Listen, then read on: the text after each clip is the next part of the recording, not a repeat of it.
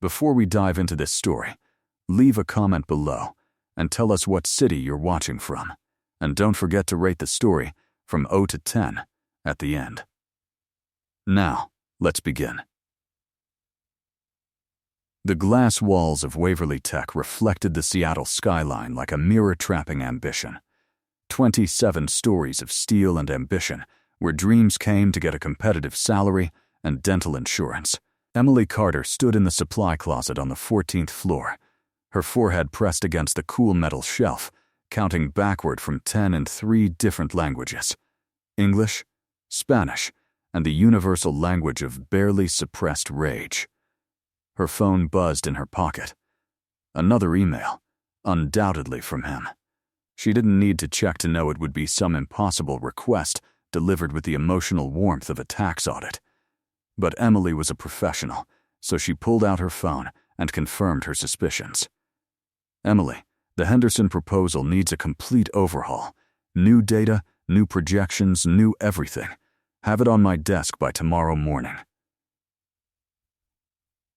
Marcus Waverly, tomorrow morning. The proposal she'd spent 3 weeks perfecting, the one he'd approved just yesterday, now needed a complete overhaul because Marcus Waverly had woken up with a new vision. Again. Emily typed out 17 different responses in her head, each more satisfying than the last, before settling on the only professionally acceptable option. Understood. She shoved her phone back into her pocket and grabbed the box of printer paper she'd originally come for, emerging from the supply closet to find her best friend and fellow marketing analyst, Rebecca Torres, waiting with 2 cups of coffee and an expression that said she'd heard everything through the door. "How close are we to a workplace incident?" Rebecca asked, handing over one of the cups. "I'm currently at DEFCON 3, Emily said, accepting the coffee like a lifeline. "One more ridiculous request and I'm going full nuclear." Rebecca nodded solemnly. "I'll prepare the resignation letter template. Should I include the part where you tell him exactly where he can stick his impossible deadlines, or keep it classy?" "Let's keep our options open." Emily took a long sip of coffee, savoring the brief moment of caffeinated peace before returning to her cubicle. Her workspace was a study in controlled chaos, sticky notes covering every available surface, each one a tiny monument to Marcus Waverly's constantly shifting priorities. Her stress plant, a small cactus she'd named Henry, sat in the corner looking as tired as she felt. How did one make a cactus look exhausted? Emily had managed it through sheer force of negative energy. She'd been at Waverly Tech for 2 years, long enough to know that Marcus Waverly was brilliant, demanding, and about as emotionally available as a marble statue. He'd built his company from nothing, turning a small startup into a tech giant that made headlines and competitors nervous. He was 34, unreasonably attractive in that sharp suit and sharper jawline way that made business magazines put him on their covers, and he had the interpersonal skills of a particularly cold fish. Emily had interviewed with 6 different people before meeting Marcus. They'd all been warm, encouraging, excited about her ideas. Then, she'd walked into his office, and he'd spent 15 minutes silently reading her portfolio before looking up and saying, "You'll do. Start Monday." That should have been her first warning. But the salary was excellent, the benefits were comprehensive, and Emily had student loans that laughed at her every time she checked her bank balance. So, she'd stayed, telling herself it was temporary, just until she'd built enough experience to move somewhere with a boss who occasionally acknowledged her as a human being rather than a productivity algorithm with legs. The Henderson proposal consumed her entire evening. Emily worked through dinner, her leftover pasta congealing sadly at her elbow, while she rebuilt projections and restructured arguments. By midnight, her eyes felt like they'd been rubbed with sandpaper, and she'd consumed enough coffee to qualify as a health hazard. But the proposal was done, better than before actually, though she'd never give Marcus the satisfaction of admitting it. She sent the email at 12:43 a.m., adding a professional "please let me know if you need any adjustments," that barely masked her "I hope you choke on this perfect proposal" energy. Then she gathered her things, gave Henry an apologetic pat, and headed for the elevator. The parking garage was nearly empty at this hour, her practical Toyota Camry sitting under a flickering light that gave the whole scene a horror movie quality. Emily was fumbling for her keys when she heard footsteps echoing across the concrete. She turned to find Marcus Waverly himself, walking toward his car, a sleek black Tesla that probably cost more than her annual salary. He saw her and paused, surprise flickering across his usually impassive face. "Carter. Working late." It wasn't a question, but Emily answered anyway. "Just finished the Henderson proposal revisions." Something shifted in Marcus's expression, too quick to read. "You didn't need to stay this late." Emily felt something snap inside her chest. Maybe it was exhaustion. Maybe it was the 3 cups of coffee on an empty stomach. Maybe it was 2 years of swallowing frustration and pretending everything was fine. Whatever it was, it broke her filter completely. "You said tomorrow morning," Emily said, her voice steady despite the anger thrumming through her veins. That's what tomorrow morning means. Having it done by tomorrow morning. Marcus's eyebrows rose slightly. "I didn't mean you had to sacrifice your entire evening." "Then maybe you should have said that. Or better yet, maybe you should have mentioned you wanted revisions before I spent 3 weeks on the original version that you approved yesterday." Emily's hands were shaking, but she kept going. "Or perhaps you could have provided the new data you wanted included when you sent the email, instead of making me hunt through databases at midnight, trying to figure out what's going on in your head." "Carter, I'm not finished." The words came out sharper than she intended. "I'm good at my job. Really good. I've increased client engagement by 37% since I started here. I've brought in 4 new accounts. I've never missed a deadline, no matter how impossible. And you know what I get for that? More impossible deadlines, more last-minute changes, and absolutely zero acknowledgement that I'm a human being who might occasionally need sleep, or a kind word, or literally any indication that you see me as something other than a robot designed to meet your standards." Marcus stood very still, his expression unreadable in the flickering garage light. Emily's heart was pounding, adrenaline and coffee and 2 years of suppressed frustration flooding her system. She'd just yelled at her billionaire boss in a parking garage at 1 a.m. This was either incredibly brave or catastrophically stupid, and she'd find out which tomorrow, when she was either promoted or escorted from the building by security. "Are you done?" Marcus asked quietly. "Yes," Emily said, then reconsidered. "Actually, no. One more thing. Your interpersonal skills are terrible. You're brilliant and driven and you've built something incredible here, but you treat people like chess pieces, and eventually they're going to get tired of being moved around your board." "Now are you done?" "Now I'm done." Emily's hands were still shaking, but she felt strangely lighter, like she'd been carrying something heavy and had finally set it down. Marcus was quiet for a long moment, studying her with those intense dark eyes that never seemed to blink. The Henderson proposal. "Was it good?" "It's excellent," Emily said without hesitation. "Best work I've done for this company. Then I'll read it in the morning." He turned toward his Tesla, then paused. "And Carter, you're right, about all of it." Emily stood frozen as Marcus drove away, his taillights disappearing up the garage ramp. Had that actually just happened? Had she really told off her billionaire boss, and had he actually agreed with her?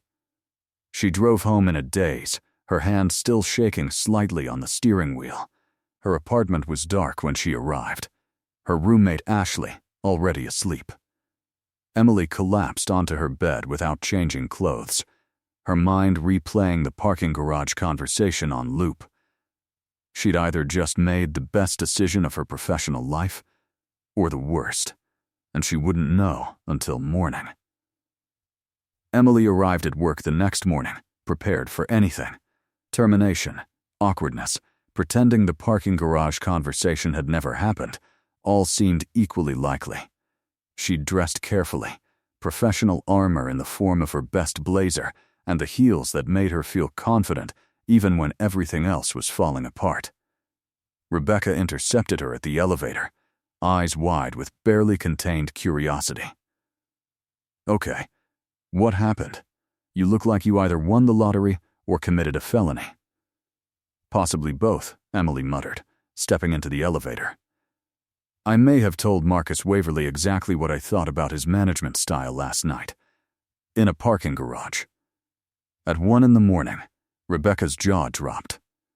"You what?" I know. It was stupid and impulsive and probably career suicide, but Rebecca, I just couldn't anymore. The words just came out, and once they started, I couldn't stop them." "What did he say?" "He said I was right." The elevator doors opened onto their floor, and both women stepped out cautiously, as if expecting Marcus to be waiting with a security escort and a box for Emily's desk belongings. But the office looked normal, people moving through their morning routines, coffee brewing in the break room, the usual Tuesday energy.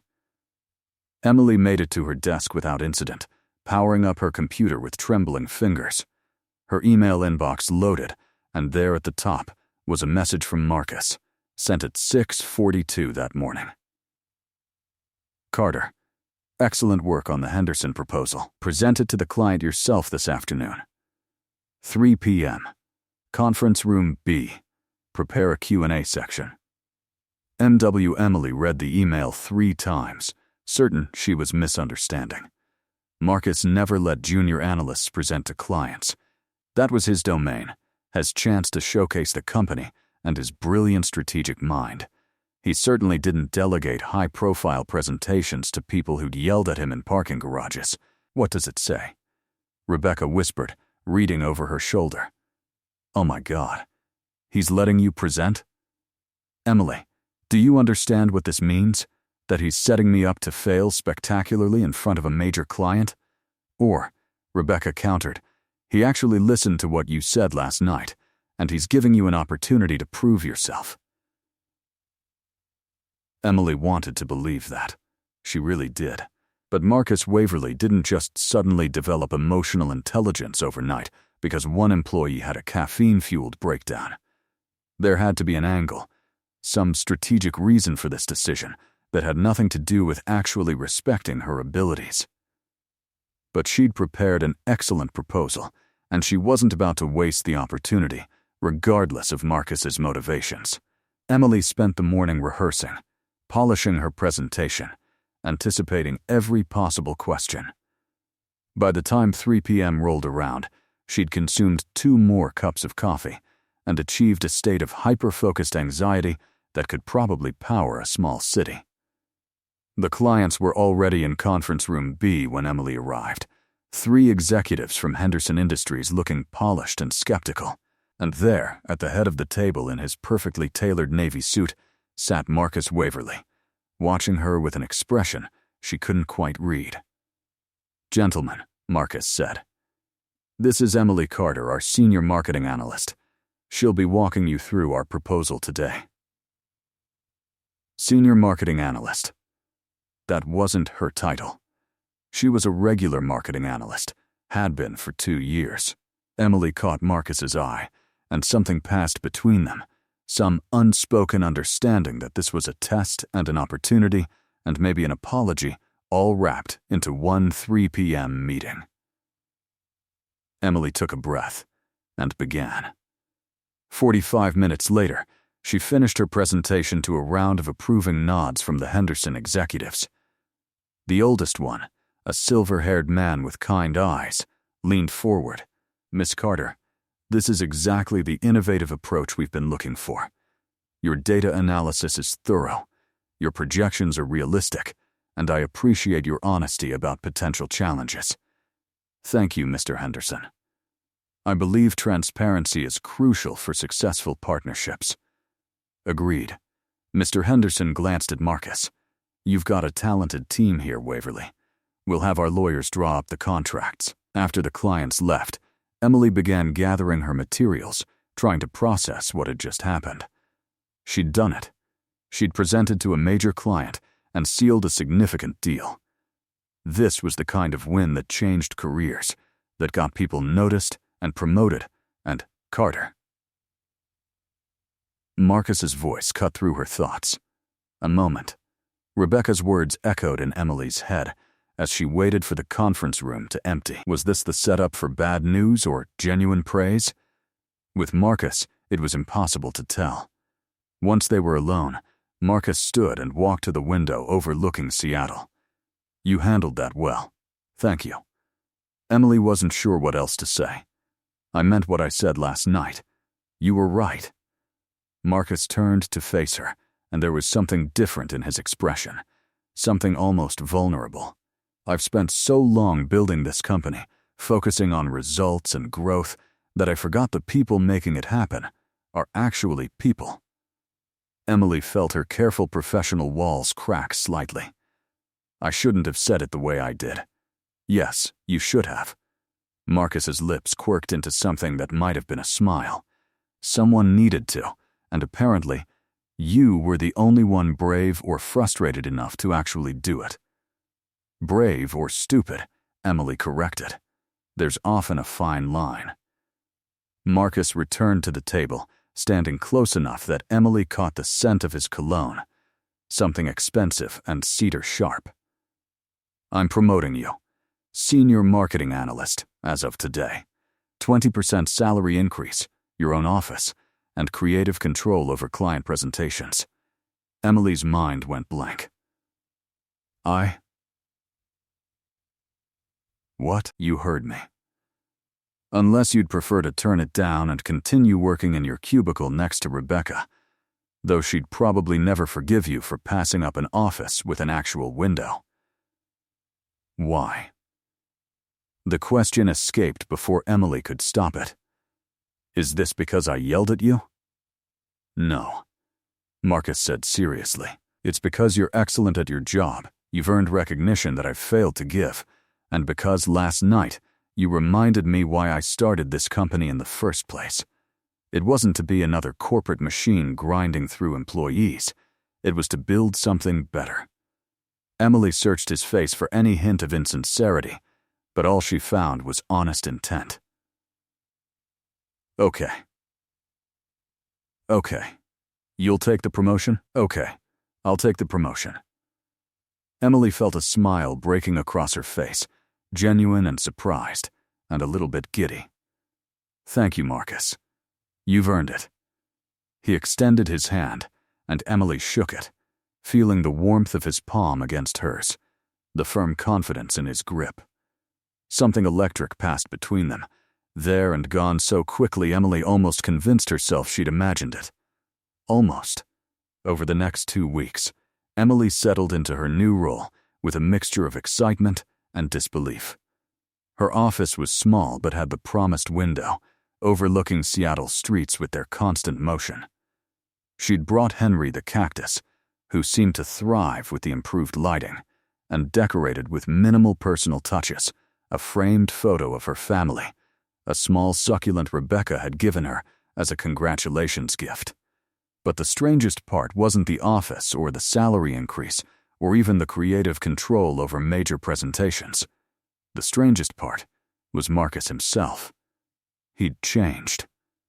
Or maybe Emily had just never seen the real him before, too busy being frustrated by impossible deadlines to notice the person underneath the CEO persona.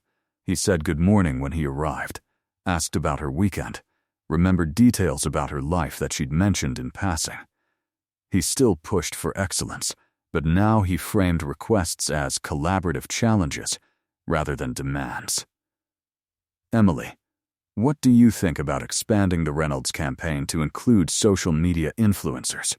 Instead of Emily, add influencer marketing to Reynolds."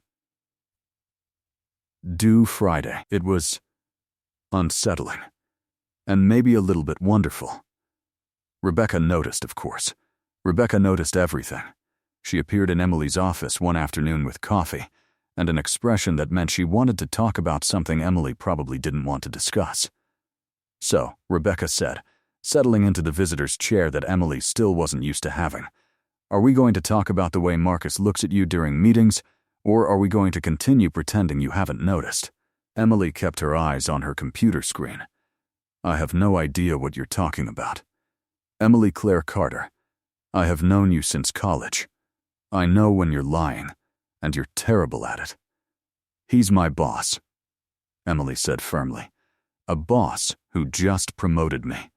Anything beyond professional respect would be inappropriate and potentially career-destroying." "I'm not saying you should do anything," Rebecca clarified.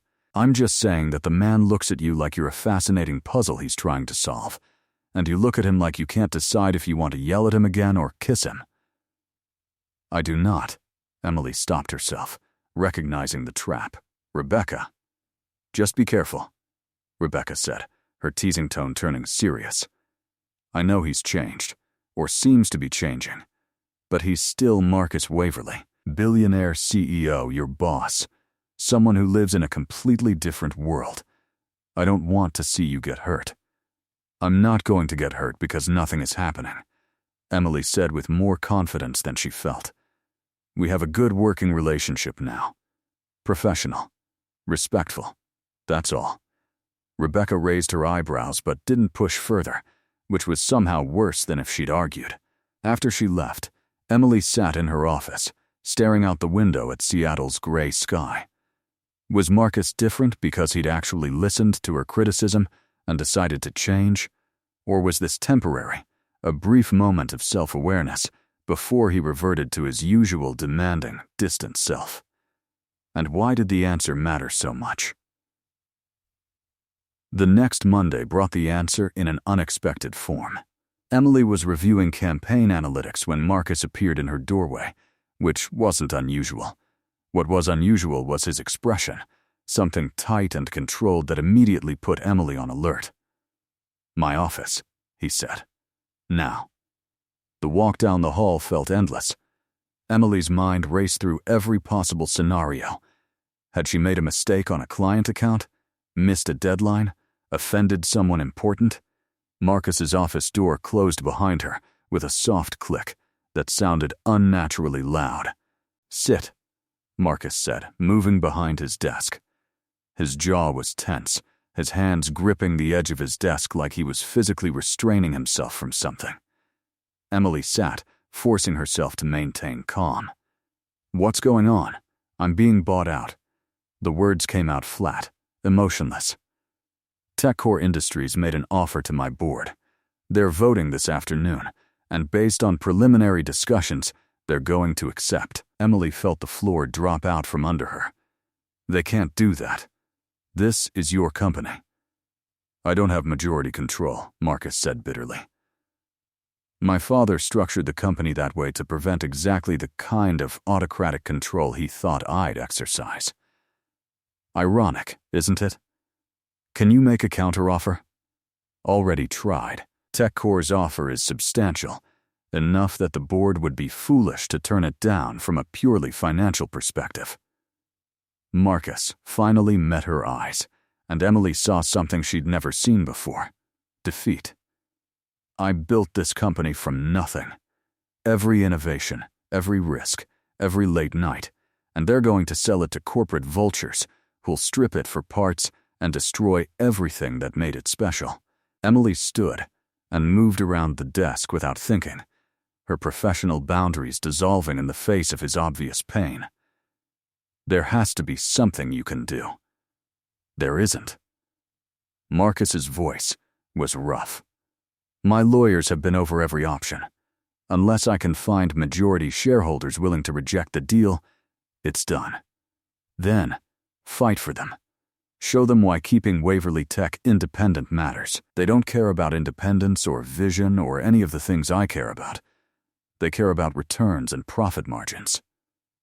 Marcus leaned back in his chair, exhaustion evident in every line of his body. "I'm telling you, because the acquisition will mean changes. TechCore will bring in their own management team, restructure departments, probably lay off anyone they consider redundant. The implication hung between them. Emily's promotion was recent. She'd be on the chopping block. When? Emily asked quietly. The vote is at 4. If it passes, which it will, TechCore takes control by end of week. Marcus looked at her, really looked at her, with an intensity that made her breath catch. I'm sorry, Emily. You deserve better than this. Emily wanted to comfort him, to tell him it would be okay, but they both knew it wouldn't. Waverly Tech as they knew it was ending, and there was nothing either of them could do to stop it. The vote passed at 4:37 p.m. By 5, the company-wide email had gone out, announcing the acquisition in carefully corporate language that managed to make destruction sound like opportunity. By 6, half the office had updated their LinkedIn profiles and started reaching out to recruiters. Emily sat in her office, staring at the Seattle skyline as it slowly disappeared into evening. She'd been a senior marketing analyst for exactly 2 weeks. Now, she was probably going to be unemployed, and the company she'd grown to actually care about was being dismantled by people who saw it as nothing more than assets on a spreadsheet. Her computer pinged, an email from Marcus, sent to her personal email rather than her work account. I meant what I said. You deserve better. Don't let this destroy what you've built. Marcus Emily read the message 3 times, trying to decode the emotion behind the words. Was this goodbye? A final acknowledgement before they both moved on to whatever came next? She typed and deleted 5 different responses before settling on something simple. Thank you for believing in me. Good luck with whatever comes next. Emily, she hit send, packed up her desk, and left Waverly Tech for the last time as an employee who actually wanted to be there. The next 3 weeks were a blur of job applications, interviews, and trying not to obsessively check the news for updates about TechCore's acquisition of Waverly Tech. Emily had gotten calls from several interested companies, her portfolio and recent promotion making her an attractive candidate despite the circumstances. But nothing felt right. Every interview, every corporate office, every carefully rehearsed answer to where do you see yourself in 5 years felt hollow. She'd tasted what working for someone who actually cared about his employees felt like, even if it had been brief. Going back to being another cog in someone else's machine felt impossible. Rebecca had landed at a marketing firm downtown, already complaining about her new boss's tendency to micromanage. They met for coffee every Thursday, commiserating about the job search, and carefully not talking about Marcus Waverly, who had apparently disappeared from public view after the acquisition finalized. He's probably on some billionaire retreat, Rebecca said, stirring her latte aggressively. Private island, unlimited Mai Tais, therapy courtesy of an extremely expensive life coach. Maybe, Emily said, though she doubted it. The Marcus she'd come to know wouldn't hide from failure. He'd analyze it, learn from it, and come back stronger. But where he'd gone and what he was doing remained a mystery that the internet couldn't solve. And Emily had checked. Thoroughly. It was during her 4th week of unemployment that Emily got an unexpected call from an unknown number. She almost didn't answer, assuming it was another recruiter with a position that wasn't quite right, but something made her pick up. Emily Carter speaking. Miss Carter, this is Jennifer Frost from Catalyst Innovations. I have a proposition that might interest you. Emily straightened in her chair. Catalyst Innovations was a startup that had been making waves in the tech industry, creating innovative solutions for sustainable business practices. I'm listening. We're expanding our marketing department and looking for someone to head our client relations team. Your work at Waverly Tech caught our attention, particularly the Henderson campaign. We believe your approach aligns perfectly with our company values, Over the next 45 minutes, Jennifer outlined a position that sounded almost too good to be true. Creative control, a team of talented analysts, competitive salary, and company stock options. The kind of opportunity that could launch a career into the stratosphere. "I'd need to think about it," Emily said, though her heart was already saying yes. "Of course. We'd love to fly you out for an in-person interview next week. Meet the team, tour the facility, see if we're a good fit." Jennifer paused. "I should mention, we're based in Portland. Would relocation be an issue?" Portland. Different city, fresh start, away from reminders of Waverly Tech and Marcus and everything that could have been but wasn't. "No," Emily said. "Relocation wouldn't be an issue." The interview was scheduled for the following Tuesday.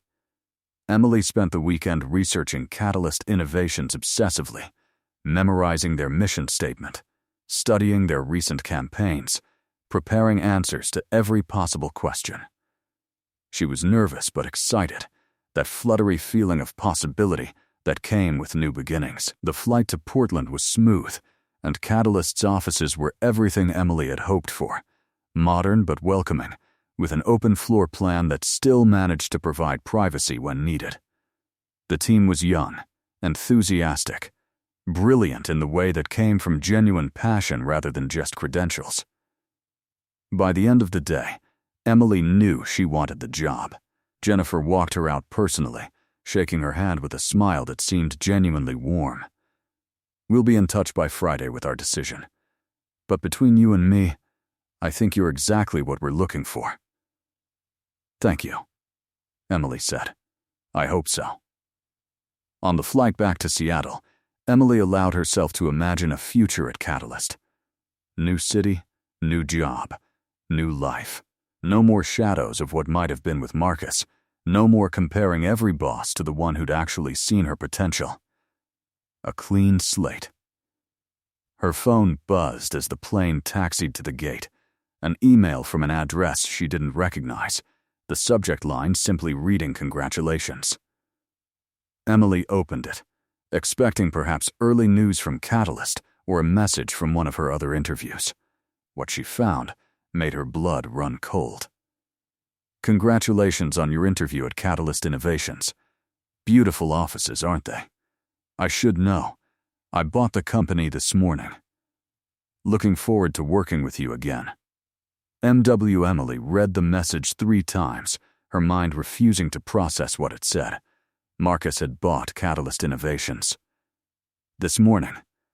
The same day as her interview.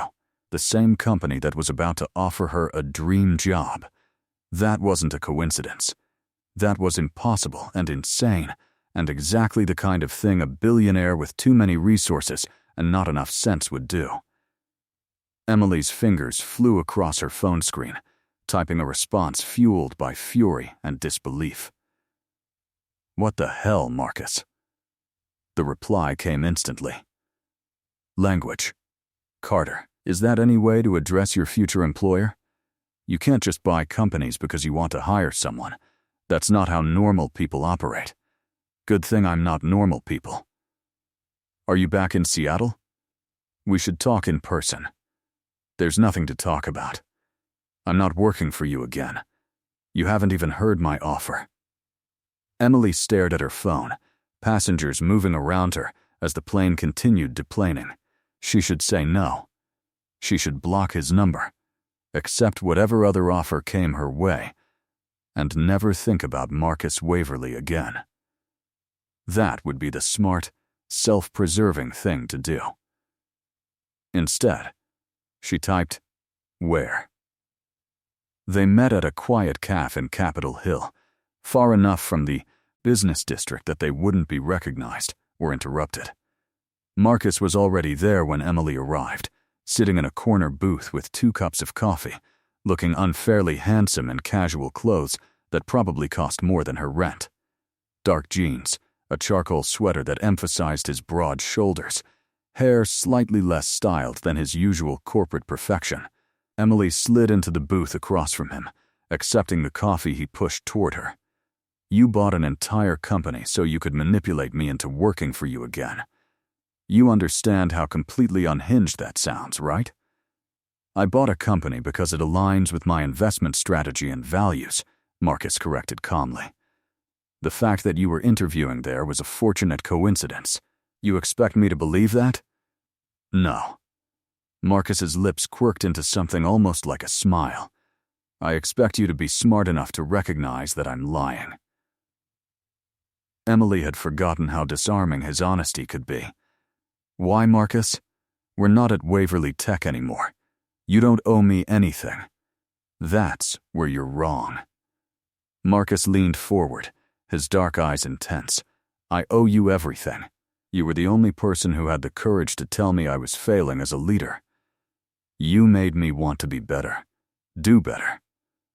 And then I lost the company before I could fully show you how much that mattered. So, you bought another company? I bought 3 other companies, actually. Catalyst was just the most recent. Marcus pulled out his phone, scrolling through what appeared to be acquisition documents. I've been busy since TechCore took over Waverly Tech.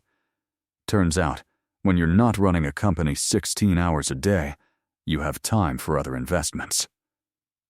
Emily stared at him. 3 companies.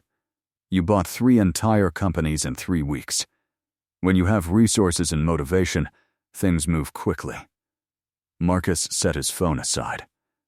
But I didn't buy them randomly. Each one aligns with building something better than Waverly Tech was, something that prioritizes innovation and people equally. And you want me to, what? Be part of this empire you're building? I want you to lead it with me. Marcus's voice dropped, sincere and almost vulnerable. Not as my employee, Emily. As my partner. Equal stake, equal say, equal control. We build something together. Something that can't be sold out from under us by short-sighted board members. Emily felt her carefully constructed anger wavering. Partners. Partners, Marcus confirmed.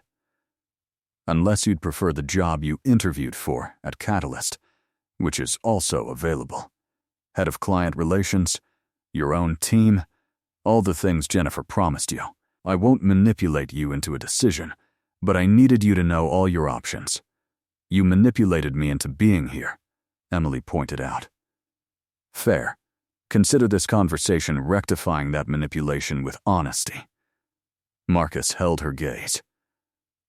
I spent 3 weeks after losing Waverly Tech trying to figure out what went wrong. The answer kept coming back to the same thing. I built something successful but hollow because I was focused on metrics instead of meaning. And the one person who made me want to change that was you. Marcus, let me finish. He took a breath. I'm not good at this, at being vulnerable or honest about feelings. I'm much better at spreadsheets and acquisition strategies.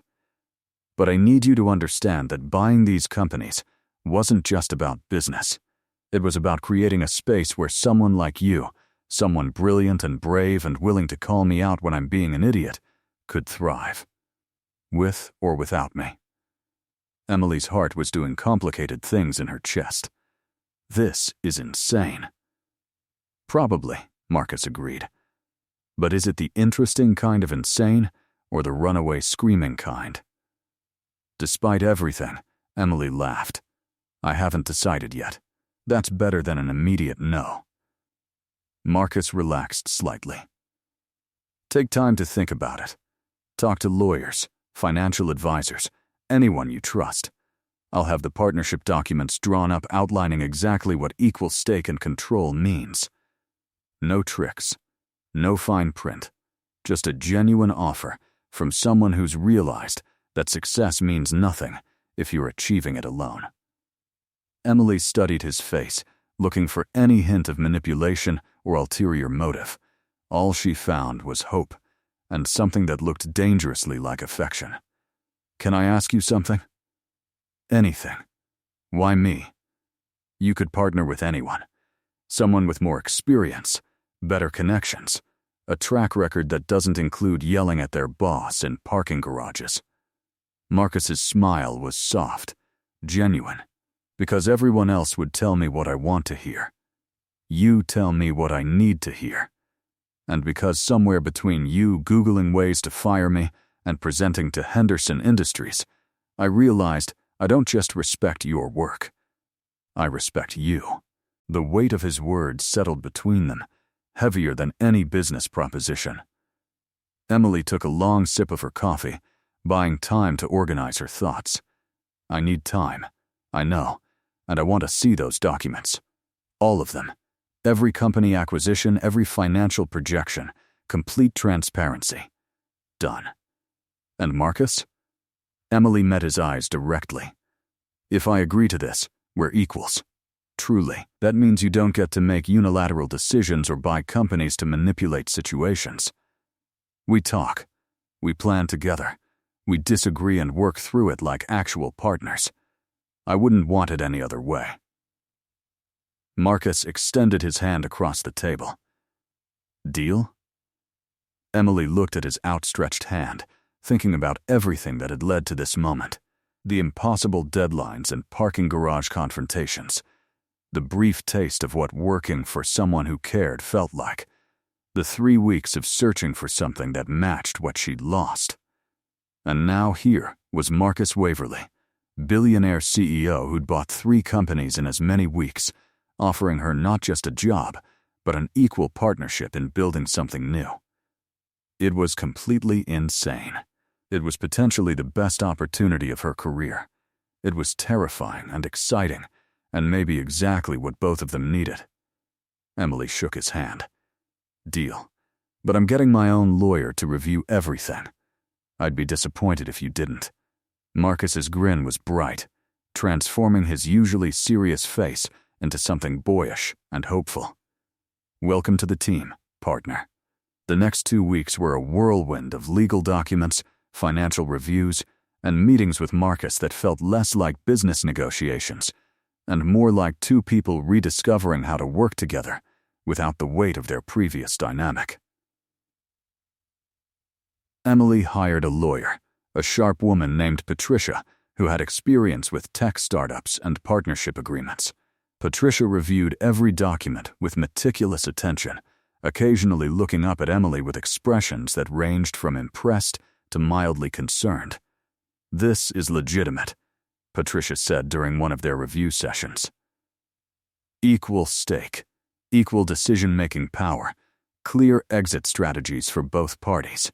He's either genuinely committed to this partnership, or he has the best lawyers in the country hiding something I can't find. Comforting, Emily muttered, highlighting another section for questions. More importantly, Patricia continued, setting her pen down and fixing Emily with a serious look. How do you feel about going into business with someone you clearly have complicated feelings for? Emily's head snapped up. I don't have. It's purely professional. Emily, I've been doing this for 15 years. I can read people. And the way you talk about Marcus Waverly is not purely professional. Patricia softened her tone. I'm not saying that's bad, but mixing business and personal feelings can get messy, especially when millions of dollars are involved. Nothing personal is happening, Emily insisted, though her cheeks warmed. We're business partners. That's all. Patricia raised an eyebrow but didn't push further. If you say so. Just protect yourself, okay? Emotionally and legally. Emily promised she would, but Patricia's words lingered long after their meeting ended. Did she have feelings for Marcus? Beyond respect and professional admiration? The answer felt dangerous to examine too closely, so Emily did what she always did when emotional complications arose. She buried herself in work. The partnership documents were finalized on a Friday afternoon. Emily and Marcus signed them in a conference room at his lawyer's office, surrounded by witnesses and notaries who seemed utterly bored by what was, for Emily, a life-changing moment. When the last signature was complete, Marcus extended his hand. Partners, he said simply. Partners, Emily agreed, shaking his hand and trying to ignore the way her pulse jumped at the contact. They celebrated with a working dinner at Marcus's penthouse, which Emily had never seen before, and which turned out to be exactly as overwhelming as expected. Floor-to-ceiling windows overlooking Seattle, minimalist furniture that probably cost more than cars, a kitchen that looked like it belonged in a magazine spread. It was beautiful and cold, and somehow exactly what she'd imagined Marcus's personal space would be. "This place doesn't look lived in," Emily observed, accepting the glass of wine Marcus offered. "That's because I don't really live here," Marcus admitted, moving to the kitchen to retrieve takeout containers. "I sleep here, occasionally eat here, but living requires actually spending time doing something other than working. And you wonder why your board sold the company out from under you," Emily teased, settling onto one of the bar stools at the kitchen island. Touch. Marcus opened containers of Thai food, the spicy, fragrant scent filling the sterile space. "One of the things I'm learning in this new chapter, work-life balance, is apparently important." "Apparently?" Emily accepted the plate he handed her. "Marcus, work-life balance isn't optional. It's necessary for maintaining sanity," says the woman who spent 3 weeks working 18-hour days on the Henderson proposal. "That was different. I was trying to impress my impossible boss." Marcus paused, meeting her eyes. "Did you?" "Impress me, I mean. You promoted me, so I assume yes." Emily took a bite of pad thai to avoid his intense gaze. "You've impressed me since your first interview," Marcus said quietly. "When you walked into my office and looked at my questions like they were puzzles to solve rather than tests to pass. I knew then you were different." Emily set down her fork. "You have a strange way of showing appreciation." "I know. I'm working on that." Marcus moved around the island, settling onto the stool next to hers. "Can I ask you something? That question always makes me nervous. Why did you stay at Waverly Tech for 2 years? Really, you could have left any time, found somewhere with a less demanding boss. But you stayed." Emily considered her answer carefully. "Honestly? At first it was the money and the resume building, but somewhere along the way it became about proving something to myself, that I could meet impossible standards, that I could thrive under pressure. And maybe—" She hesitated, then decided honesty was the foundation they needed to build on. "Maybe because occasionally I'd see glimpses of who you really were under the CEO mask, and those glimpses made me curious." "Curious? About what it would be like to work for the real Marcus Waverly, instead of the persona everyone else saw." Emily met his gaze. "And then for 2 weeks, I got to find out. Right before everything fell apart." Marcus was quiet for a moment. "I tried to buy Waverly Tech back." "What?" "After TechCore acquired it. I made an offer to buy it back, for substantially more than they'd paid. They turned me down." His jaw tightened. "Apparently, they suspected I'd try that, and included provisions in the acquisition agreement preventing resale to me for 5 years. That's strategic and cruel," Marcus finished. "But it forced me to think bigger. Instead of rebuilding one company, why not build an empire of companies that operate on principles that actually matter?" Emily studied his profile, the way frustration and determination warred in his expression. "You really mean that? The equal partnership, the people-focused approach, all of it?" "I do." Marcus turned to face her fully. "I've spent my entire adult life building businesses and missing the point. Success for the sake of success is hollow. But success while creating something meaningful? That's worth fighting for." The sincerity in his voice made Emily's chest tight.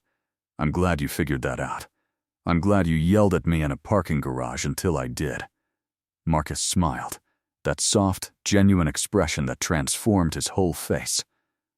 "So, partner, what should our first move be?" They spent the next 3 hours talking through strategies, identifying synergies between Marcus's acquired companies, planning how to integrate their operations, without losing what made each one unique. Emily felt herself falling into the easy rhythm of collaboration, the way their minds worked together to solve problems and identify opportunities. This was what working with Marcus could be: challenging and exciting, and genuinely fun. It was nearly midnight when Emily finally stood to leave, gathering her notes and laptop. "I should go. We have the Catalyst team meeting tomorrow, and I want to be prepared." "I'll drive you," Marcus said immediately. "I can take a cab, Emily. It's midnight. Let me drive you." The drive through Seattle's quiet streets felt intimate in the way late-night car rides always do, the city reduced to streetlights and occasional headlights.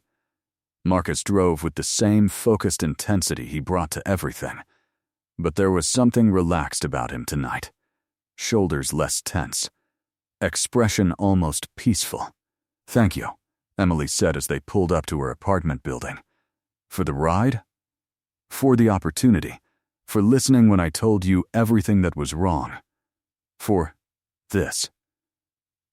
She gestured vaguely between them. "I know it wasn't easy to admit you needed to change." Marcus turned off the engine, shifting to face her.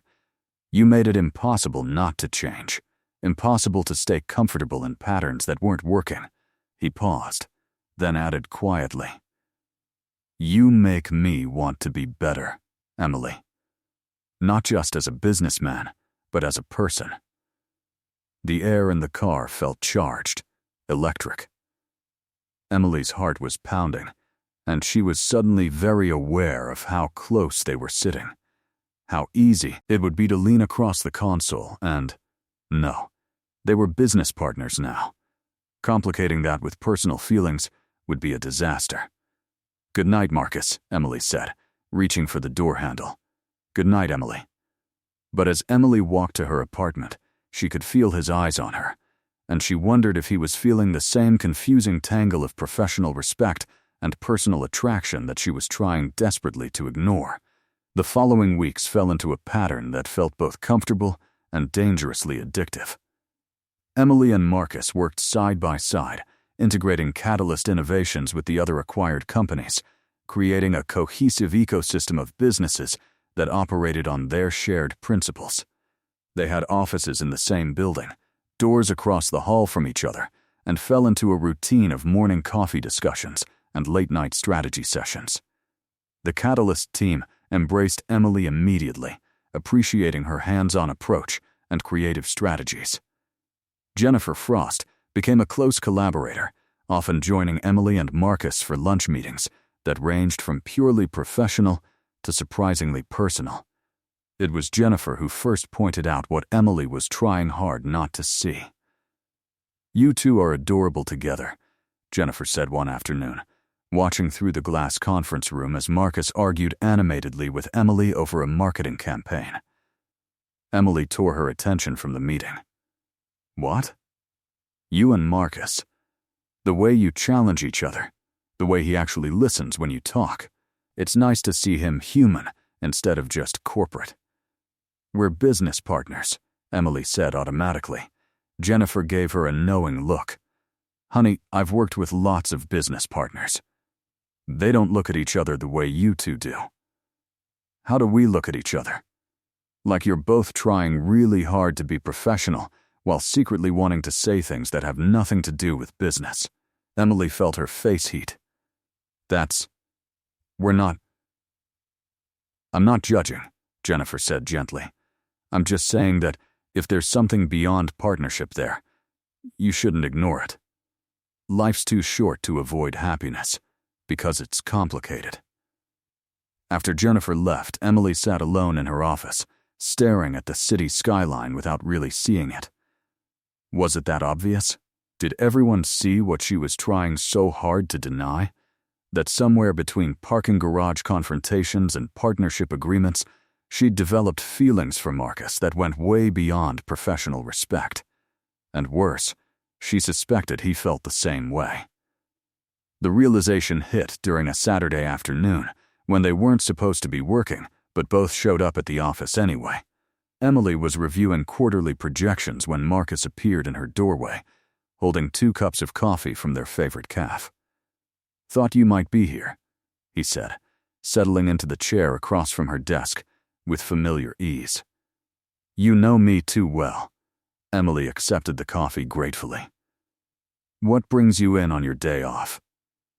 Same thing as you, probably. Avoiding my empty apartment by pretending to be productive.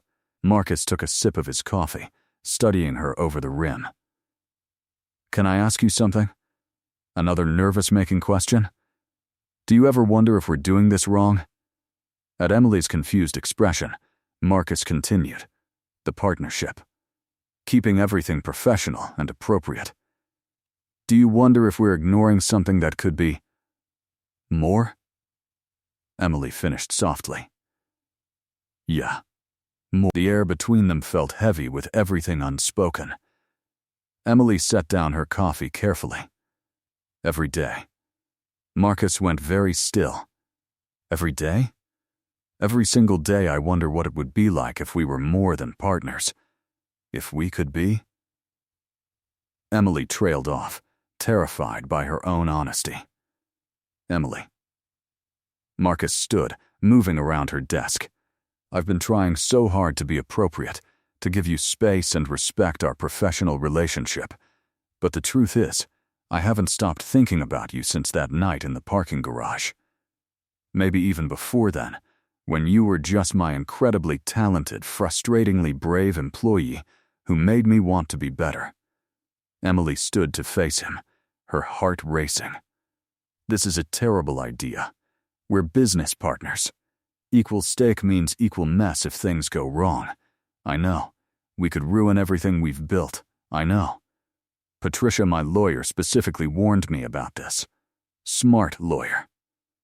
Marcus stepped closer, close enough that Emily could see the gray flecks in his dark eyes. But Emily, I'm tired of doing the smart thing if the smart thing means ignoring this. This? Emily's voice came out barely above a whisper. The fact that I'm falling for you. Have been falling for you. Maybe started falling the moment you looked at me and saw past the CEO mask to the person underneath. Marcus reached up, tucking a strand of hair behind her ear with gentle fingers. Tell me I'm alone in this. Tell me you feel nothing beyond professional respect, and I'll walk away. We'll stay partners, colleagues, nothing more. But Emily, if there's even a chance you feel something too. Emily didn't let him finish. She closed the distance between them and kissed him. The kiss started tentative, questioning, a leap of faith into complicated territory.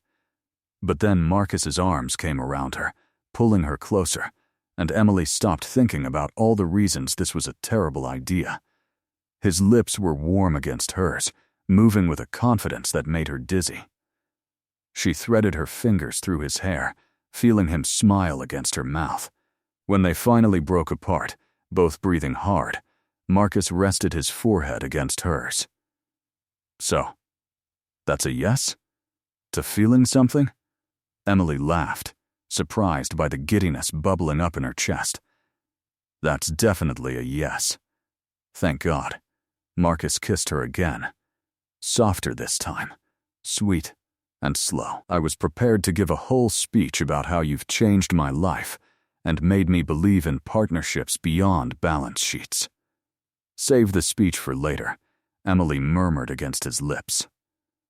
Right now, I just want this. They spent the rest of the afternoon in Emily's office, alternating between kissing and talking about everything they'd been holding back.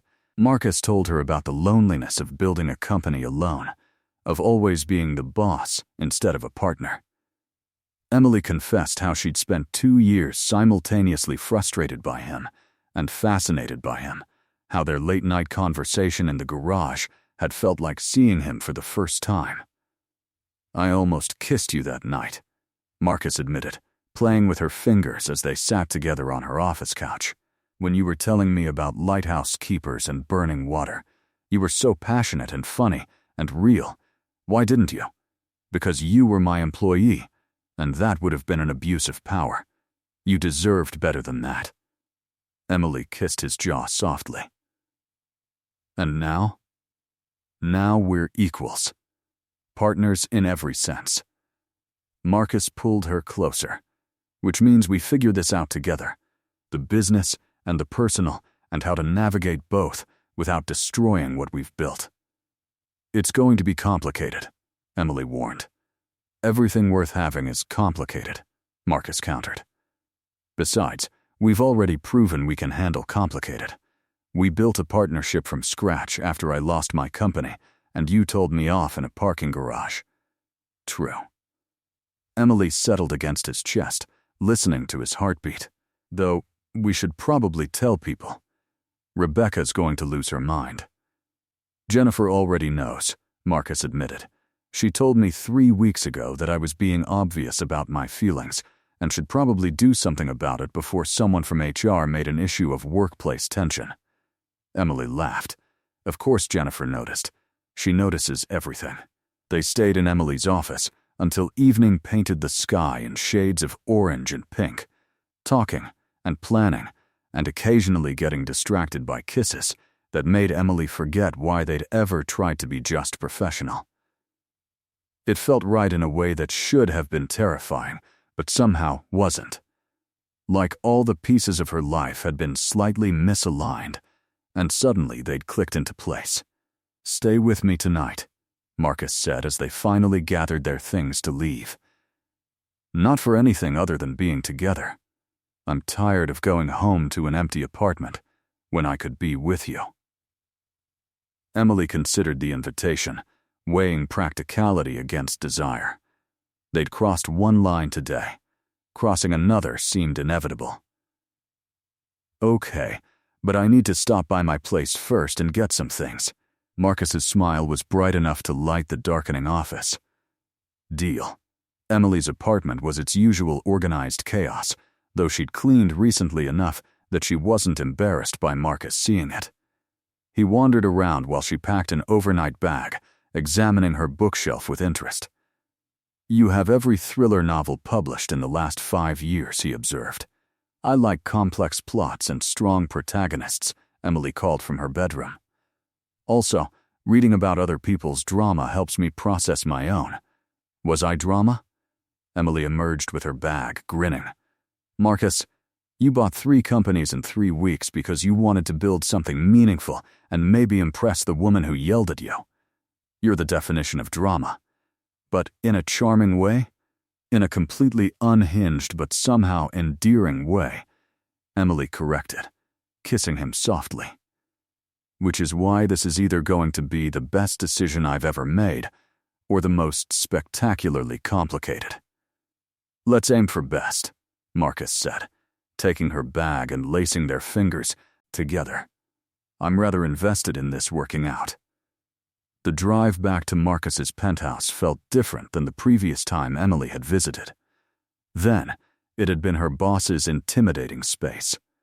Now, it was simply where Marcus lived, and she was seeing it through different eyes. The minimalist furniture wasn't cold. It was peaceful. The empty walls weren't sterile. They were blank canvases waiting for personality. This place has potential, Emily said, setting her bag down and surveying the space critically. But it needs help. Color, pictures, maybe some furniture that wasn't selected by a designer who thinks personality is a weakness. Marcus laughed, pulling her against him. Feel free to redecorate. It's never felt like home anyway. Why not? Because a home requires someone to share it with, Marcus said simply. It's just been a place to sleep between work obligations. Emily's heart did that complicated fluttering thing again. And now? Now I'm hoping it can be more. Marcus kissed her forehead. But that's future conversation. Right now I'm going to cook you dinner. You cook? I'm learning. Fair warning, it might not be good, but it will be made with enthusiasm and a probably excessive amount of wine. Dinner turned out to be surprisingly decent pasta with vegetables and a cream sauce that Marcus admitted he'd learned from YouTube tutorials during his 3 weeks of unemployment. They ate at the kitchen island, talking about everything and nothing, and Emily felt herself relaxing into this new dynamic. It was easier than she'd expected, being with Marcus like this. The professional respect was still there, but now it was layered with affection and the freedom to simply be themselves without performance. After dinner, they settled on Marcus's comfortable couch with more wine. Emily tucked against his side as they watched the city lights through the floor-to-ceiling windows.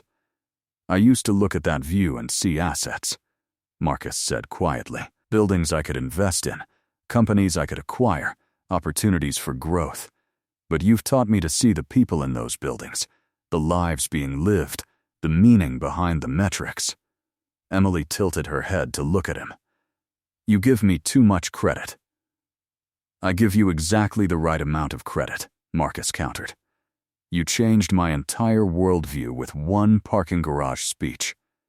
That's powerful. Or you were already ready to change and just needed permission," Emily suggested. "Maybe." Marcus kissed her temple. "Either way, I'm grateful it was you." They stayed up too late, talking about their plans for the companies, their hopes for the future, and occasionally getting sidetracked by kisses that made Emily forget they were having a conversation at all.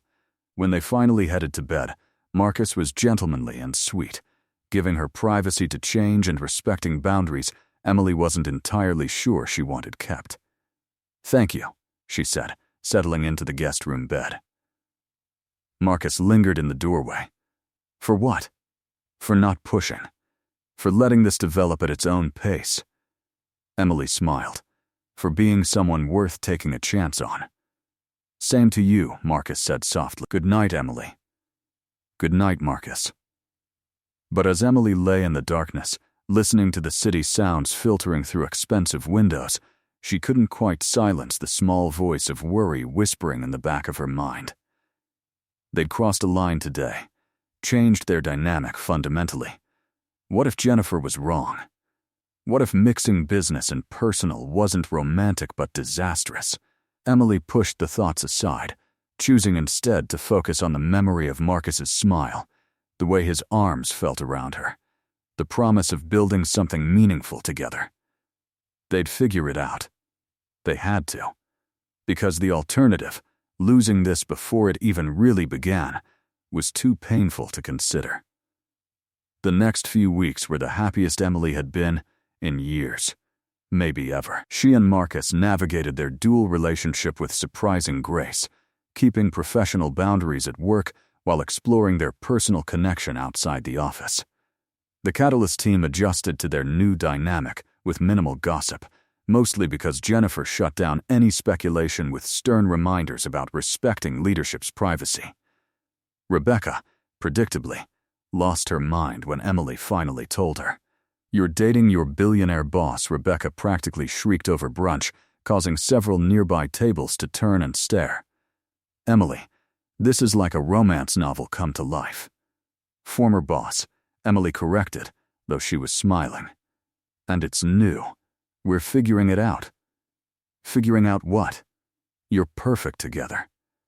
"He bought companies just to create opportunities for you. That's next-level romantic gesture territory." "It's also slightly unhinged," Emily reminded her. "The best love stories always are." Rebecca leaned forward conspiratorially. "So? Is he a good kisser?" "He looks like he'd be a good kisser." Emily felt her cheeks heat. "I'm not discussing Marcus's kissing abilities with you." "Which means yes." "Excellent."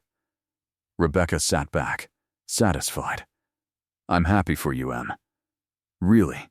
You deserve someone who sees how amazing you are." The happiness lasted exactly 3 weeks before reality reminded Emily that nothing good came without complications. It started with a phone call from Patricia, her lawyer, who rarely contacted her unless there was a legal issue requiring immediate attention. "Emily, we need to meet," Patricia said without preamble. "There's a situation with one of Marcus's acquired companies." They met at Patricia's office that afternoon, Marcus joining them with an expression that told Emily he'd already heard the news.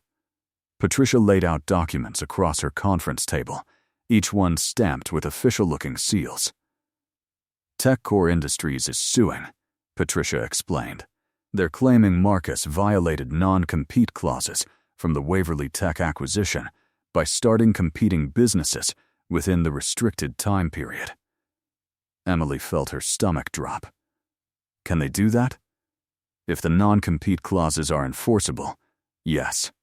Patricia pulled up the relevant contract sections.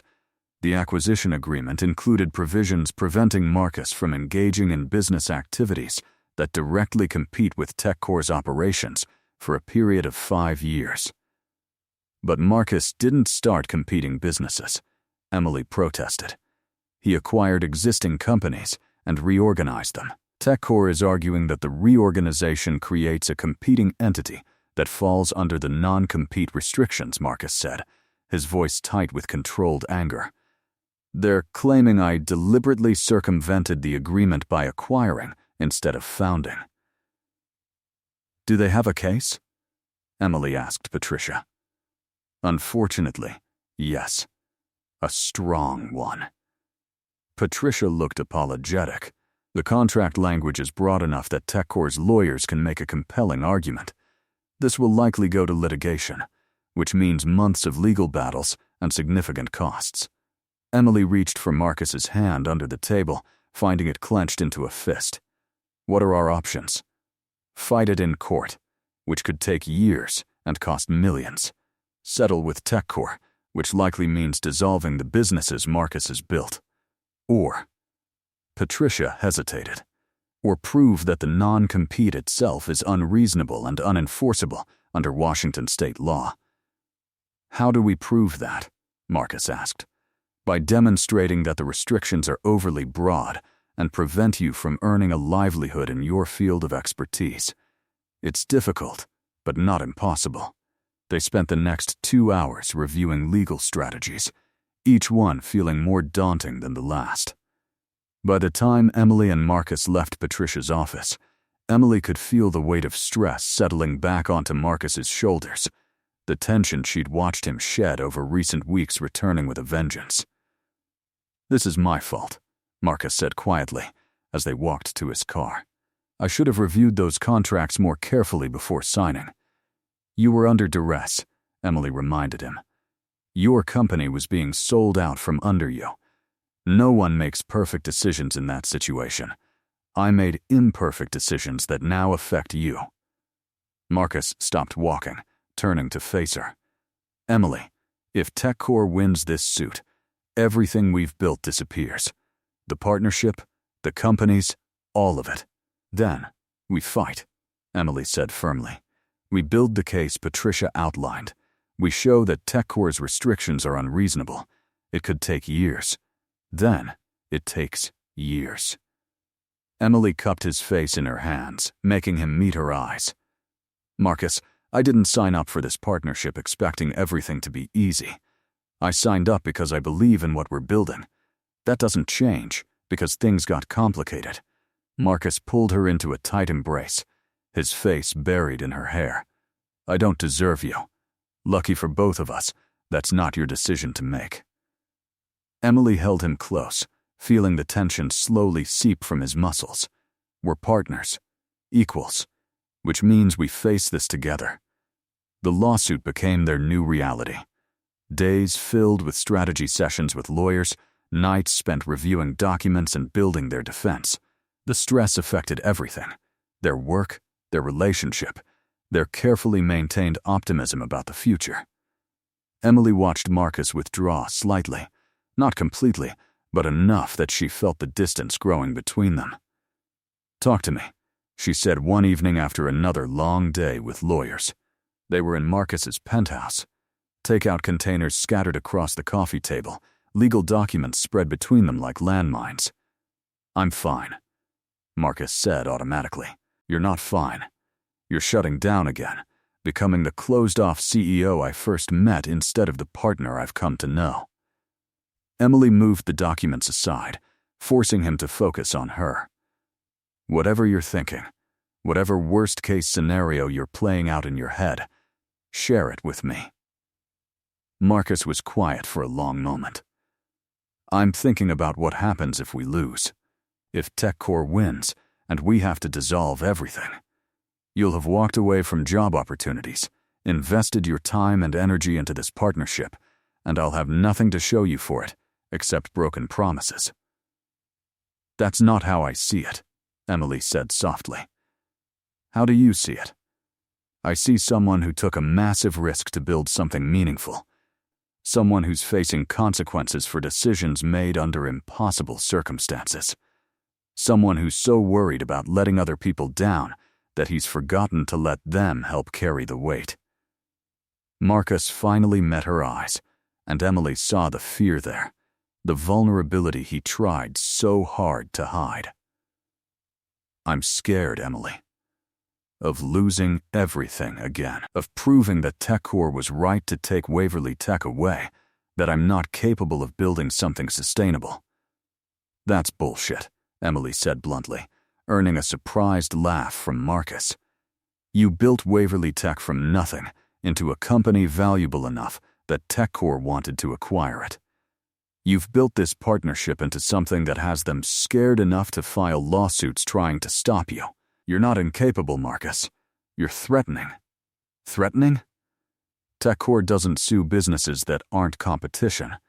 They're doing this because they're worried about what you're building, about what we're building together. Emily took his hands.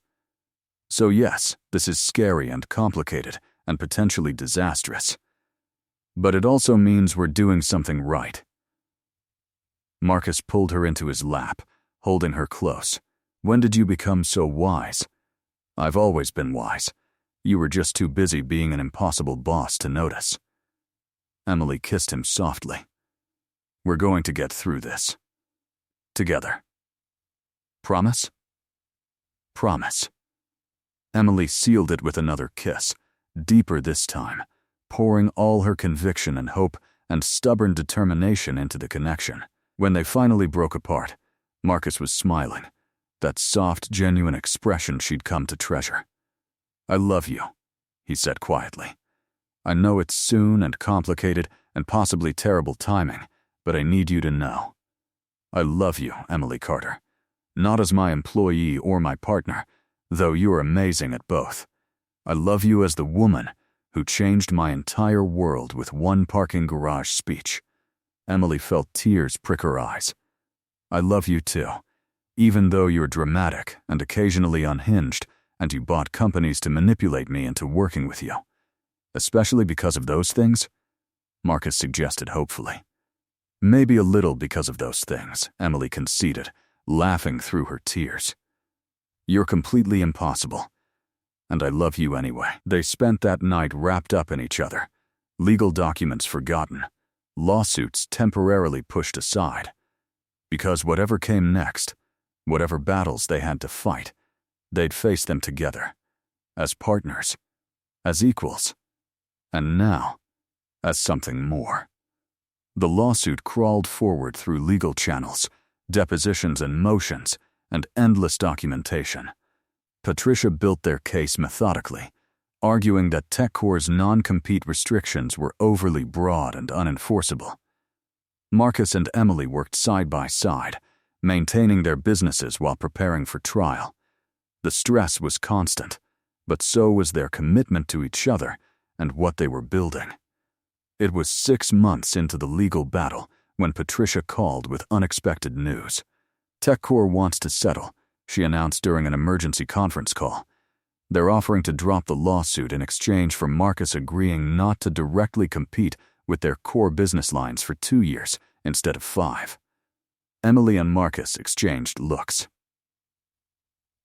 "What's the catch?" Marcus asked. "No catch that I can see," Patricia said. "I think they're realizing their case isn't as strong as they initially thought, and they want out before this goes to trial and potentially sets a precedent that weakens non-compete agreements, generally." "So we won?"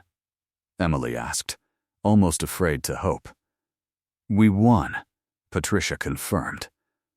"Assuming you agree to the settlement terms, which are significantly more favorable than the original restrictions." The relief was immediate and overwhelming.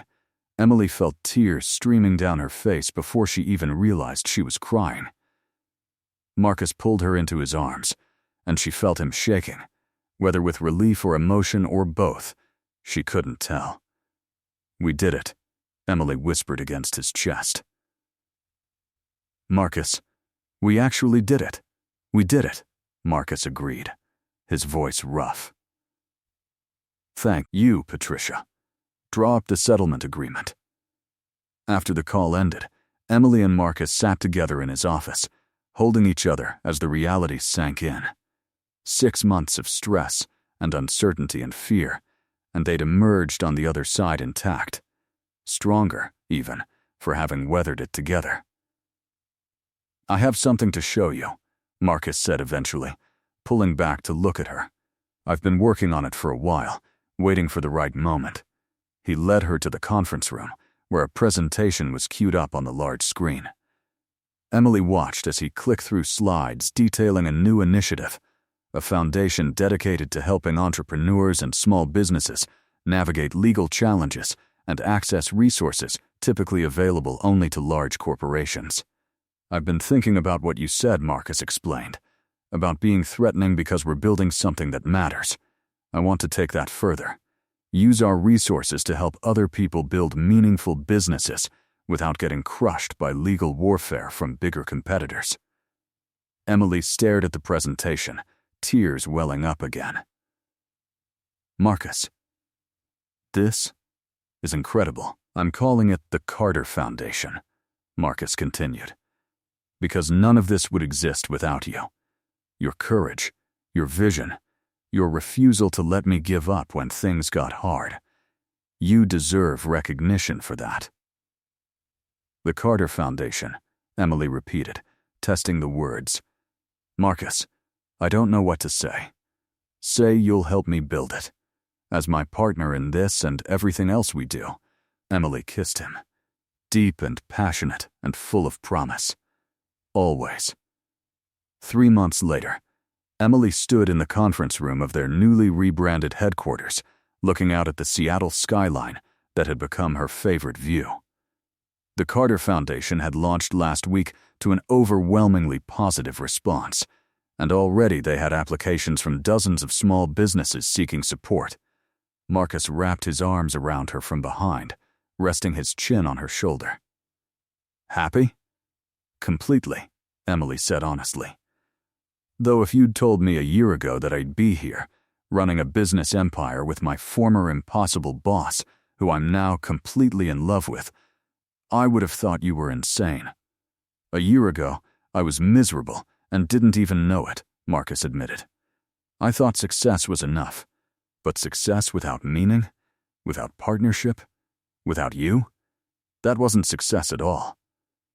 Emily turned in his arms, studying the man who'd transformed from her demanding boss into her equal partner and the love of her life. "We should probably get back to work. Jennifer's waiting for our final review of the Q4 projections." "In a minute," Marcus said, kissing her softly. "First, I need to thank you." "For what?" "For seeing who I could be when I couldn't see it myself. For yelling at me in a parking garage. For taking a chance on this partnership even when it was risky. For loving me despite all my dramatic billionaire nonsense." Emily laughed, the sound bright and free. "Your dramatic billionaire nonsense is part of your charm. Besides, someone needed to yell at you. I'm just glad it worked. It more than worked." Marcus pulled a small box from his pocket, and Emily's breath caught. "Emily Carter, you've changed everything about my life, my business approach, my priorities, my entire understanding of what matters. I want to keep building with you, not just companies but a life. Will you marry me?" Emily stared at the ring, a simple, elegant diamond that caught the afternoon light. "We've only been together 8 months, I know. If it's too soon, I'll wait. But Emily, I've never been more certain of anything." Emily thought about the journey that had brought them here. The impossible deadlines and parking garage confrontations, the partnership agreement and legal battles, the moments of doubt and fear, and the unwavering support that had carried them through. They'd built something real together, something worth fighting for. "Yes," she said, watching Marcus's face transform with joy. "Yes, I'll marry you. Because you're right. This is certain. We're certain." Marcus slid the ring onto her finger and kissed her with such tenderness that Emily forgot they were standing in a conference room in the middle of a workday. When they finally broke apart, both grinning like fools, Jennifer was standing in the doorway with her phone out. "Sorry," Jennifer said, not sounding sorry at all. But that was too perfect not to document. "Congratulations, you two." The news spread through the office within minutes, and suddenly Emily and Marcus were surrounded by their team, celebrating and toasting with champagne someone had miraculously produced. Rebecca video called, screaming with excitement, and Patricia sent a text that simply read "finally" in all caps. As the celebration continued around them, Marcus pulled Emily aside into his office. "I have one more thing," he said, pulling up documents on his computer. "The final partnership papers. Not for the business, those are already solid. These are different." Emily scanned the documents, her eyes widening. "You're transferring majority control of everything to joint ownership? Marcus, this is what it should have always been. True partnership in everything." He smiled at her shocked expression. "Emily, you're about to be my wife. Everything I have, everything I've built, half of it is yours. Not because of marriage law, but because we built it together." Emily felt tears threatening again. "You trust me that much?" "I trust you completely," Marcus said simply. "You've never given me reason not to. So yes, equal ownership, equal control, equal everything. The way it should be." Emily signed the documents, her hand only shaking slightly, and then she was in Marcus's arms again, both of them laughing and crying and overwhelmed by the magnitude of what they'd created together. "I love you," Emily said. "My dramatic, impossible, wonderful billionaire fiancé." "I love you too," Marcus murmured against her hair. "My brave, brilliant, perfect partner in everything." They stood together as the afternoon light painted Seattle in gold, the city spreading out beneath them full of possibility and promise. They'd faced impossible odds and come out stronger. They'd turned a parking garage confrontation into a love story and a legal battle into a foundation for helping others. And now, they were building a future together. Equal partners in business and life. "So," Emily said eventually, pulling back to look at Marcus with a mischievous smile, "should I stop Googling ways to fire you now, or keep that as a backup plan for when you get too impossible?" Marcus laughed, that rich, genuine sound that still made Emily's heart skip. "Keep it as backup. I'm sure I'll need the reminder occasionally." "Deal," Emily said, sealing it with a kiss. Because that's what partners did. They challenged each other, supported each other, and built something meaningful together. And Emily and Marcus had built something extraordinary. Not just successful businesses or a foundation for change, but a love that had transformed them both. As they returned to the celebration in the conference room, hand in hand, Emily caught sight of her reflection in the window. She looked happy, genuinely happy, in a way that had nothing to do with success or recognition, and everything to do with finding someone who saw her completely and loved her anyway. She'd quit after a boss fight with an arrogant billionaire. And somehow, impossibly, that billionaire had bought companies and fought legal battles and changed everything about himself just to prove he was worth taking a chance on. It was completely unhinged. Absolutely dramatic. Perfectly them. And Emily wouldn't change a single thing.